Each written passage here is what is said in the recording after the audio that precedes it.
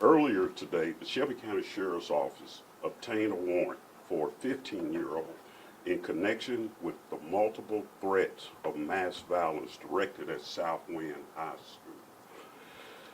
The teen, who resides in Nashville, reportedly made several threatening phone calls Wednesday morning to the school and posted alarming messages on Instagram stating his intent to shoot up the school. In response to these serious threats, over 50 deputies were reassigned from their regular duties in various schools throughout southeast Shelby County to ensure the safety of the students and the faculties while detectives conducted a thorough investigation. This arrest should serve as a reminder that the Shelby County Sheriff's Office will act swiftly, decisively to protect our students and staff. We urge anyone considering making similar threats to think twice. Such actions will not be tolerated and could result in serious consequences. We extend our deepest gratitude to the FBI and the Tennessee Homeland Security for their invaluable assistance during this investigation. Their expertise and resources were crucial in bringing this situation to a swift conclusion. We also commend the hard work and dedication of our deputies and detectives who act quickly to resolve this threat and to maintain safety in our schools. This investigation is ongoing. We encourage anyone with additional information regarding this incident to contact the Shelby County Sheriff's Office. We want to be very clear. We take threats of violence in schools very seriously and are committed to ensuring the safety of our community. I'm asking parents to have an immediate conversation with their children about the seriousness of this foolish behavior. As I conclude, detectives in Nashville has this teen in custody, and they are traveling back to Memphis this evening and will be transferred to the custody of the Youth Detention and Education Center. Anyone have any questions? Yeah, yesterday, I believe during y'all's press conference, we were told 3 teens were detained. Earlier today, we were told 5 people were arrested, and now one. How many arrests? I mean, is the 8 in addition to the? Or is the 3 in addition to the 5? Is this 9 people total, 5 people total, 3 people total? Well, I think maybe where some of the confusion lies that the Memphis Police Department was handling some of the schools and making some of their arrests. We investigated Southwind, so we're only talking about 1 for us. Initially, it was stated yesterday that there were phone calls made at 7:30 in the morning to Southwind, but there were also a social media post going around with 2 shotguns. Were those both threats, or was it just the phone call? No, there were phone calls made as well as Instagram posts. These were believed later on to be stock posts, but we weren't sure at the time, and we took it very seriously. So, we didn't take anything for granted. Is he believed to be working with these other people who spread these posts, for these other schools, or? I think that's a part of the investigation that we're still looking at right now. The detectives, obviously, the working relationship that we have with the Memphis Police Department and all the other various jurisdictions, because we've talked to all the municipalities. We're going to be speaking with all of them and, trying to tie up any loose end that, that may be there. So can law enforcement confirm if the threats received this week were actually credible, or do they believe that's part of a hoax? Well, I mean, if you're making threats to do something like that, we take it as credible. Now, as we get into the investigation, maybe later on you could say it was a hoax, but trust me, we did not take this lightly. As I said in the statement, over 50 deputies responded to Southwind. We stopped doing other things to put officers in the area, and that's the importance that we're really trying to get over to parents and the children, that this is serious business. We devoted a lot of resources, a lot of man hours, where our officers could have, should have, maybe be doing other things, but we had to stop what we were doing to investigate this, because this was serious, and we didn't want to see any student, faculty or anything. I think Dr. Fagan mentioned yesterday about, to the parents about listening to what they're putting out, what the principal is putting out, because there's so many moving parts when this is going on and when this is happening that we don't have all the information. We're gathering information constantly as quickly as we possibly can. Dr. Fagan is trying to put information out. We're trying to get information out to our officers. So it's just very chaotic.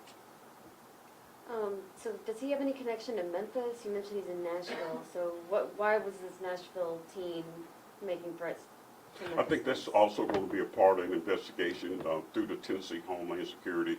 We were able to connect the dots along with the FBI.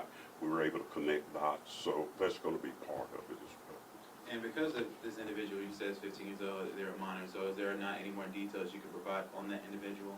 No, we're not. We won't release his name or anything. Any idea as far as charges? No, sir. The warrants that were signed. Yeah, so right now, we have secured a warrant, a felony warrant, for threats of mass violence at a school. So our role and our responsibility right now is to bring him back to Memphis and transfer him to the custody of juvenile court, where he will face Judge Sugarman and his staff, hopefully in the next day or two, to determine whether or not he needs to remain in custody or be released to his parents until the trial, until the case can be resolved. I understand, they picked him up, he's on his way to Shelby County right now? Yes, so we sent 2 detectives to Nashville to pick this young man up and to bring him back to Shelby County to face charges. We've been in conversation overnight with the district attorney's office to try to determine whether charges needed to be filed in Nashville or here in Memphis, and so the determination was made to go ahead and secure a warrant here in Shelby County so that he can be held accountable through our system, our court system. Any idea what kind of punishment this kid could face? No, we're going to leave that up to Judge Sugarman and his staff to make that determination. Our job right now is to make sure that we connect the dots, make the arrest, and bring this person before the court.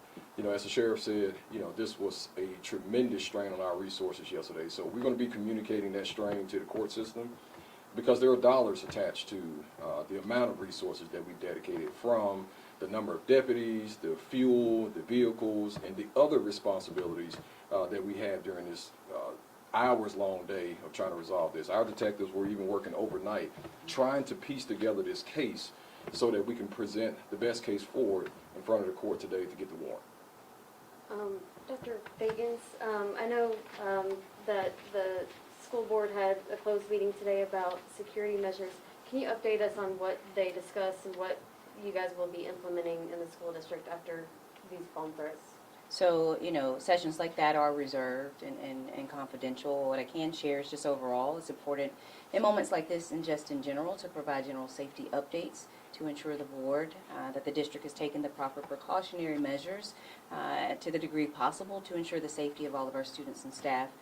In incidents and moments like yesterday, you know, certainly anxiety is heightened, the level of panic is heightened and exacerbated, and so you give reassurance to the governance team that the protocols that we have in place, the measures that we have in place, the practices that we're currently carrying out are enough, that we have handled this the way that we should, while also looking and taking the opportunity to explore gaps and share with leadership teams what we're seeing and what we're hearing from the field in terms of the perspectives of our principals, our parents, and certainly our students who have shared in real time what this experience felt like for them and how we can strengthen and add additional layers, if you will, of safety measures as we move forward.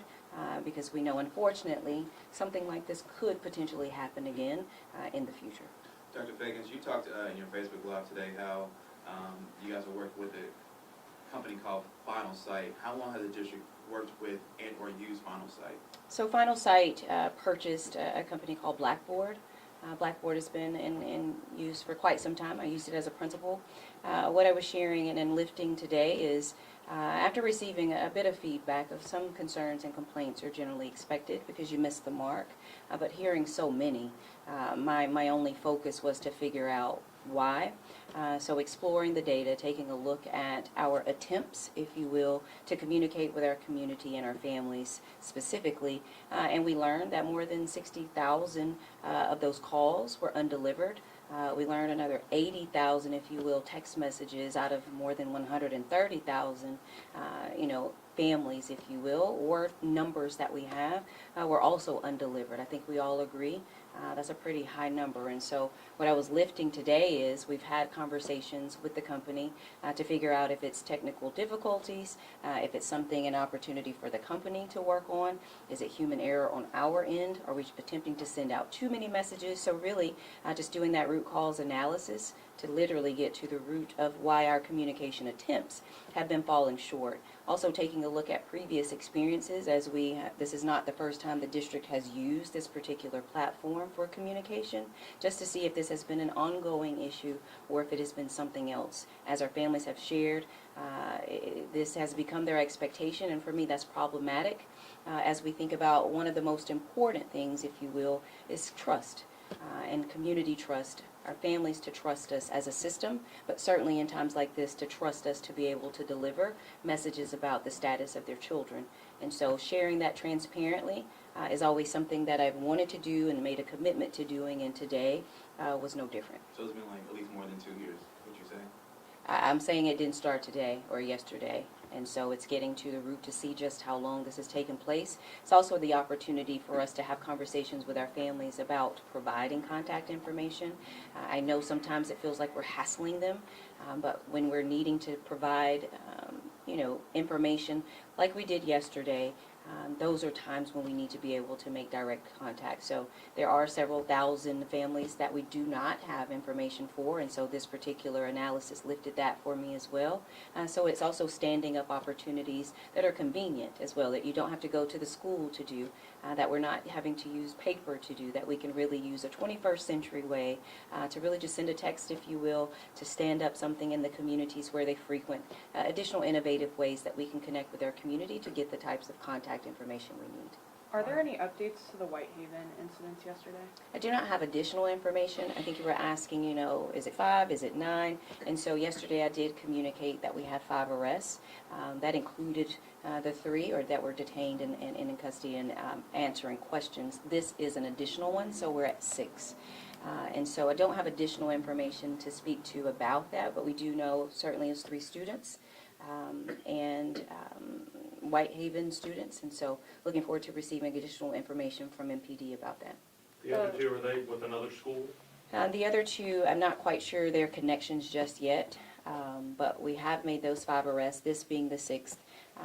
I think transparently, we did have a fire alarm pull today, and so that contributed to 1 or a couple of them, and so that could be, I just want to make sure I have that information correct, but I can share that we did have fire alarm pull today as we saw floating around and were able to prepare for overnight in terms of some of those posts being made. Able to intervene very quickly. Everyone was safe, nothing happened, but that we did have a fire alarm pulled. Those other 2 that you weren't sure whether they were connected, do they go to school with Shelby County Schools, or are they in Nashville like the Southwind suspect, or do we know? No, tonight's individual is the only individual that I know that is connected or in Nashville. Others, I would say they probably are students.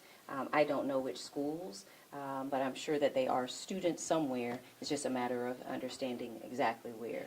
But those 3 students, for sure, we do know Whitehaven High School. It's a totally different incident, but definitely Whitehaven High School students, and they were captured inside of Whitehaven High School. What's your message to students and parents moving forward if these threats continue to keep happening from students, or is there anything set up moving forward that can make this a little bit easier of a process if we, have to deal with this again, hoping that we don't? I think the message is, as we shared yesterday, there are consequences for actions. Deploying the level of resources that had to be deployed, the time that was invested in this. Certainly, we know that we do what we need to do for our community, for our students, but what it has taken out of us emotionally and certainly physically is something that you can't get back. But when we share that we take this seriously, I think this is the example and the statement that is being made. That we cannot perhaps stop threats from being made, but we can certainly interject and assert ourselves in such a way that you will face consequences to the degree possible, whatever that might be. We also want to emphasize collaboration, that when we provide guidance, that we follow that guidance. It is for the safety not just of our students, but for everyone involved, including families, as we operate with that delicate balance that everyone just wants to know that all of our children are safe. Thank you for your time this evening. Thank you. Thank you. Thank you, guys.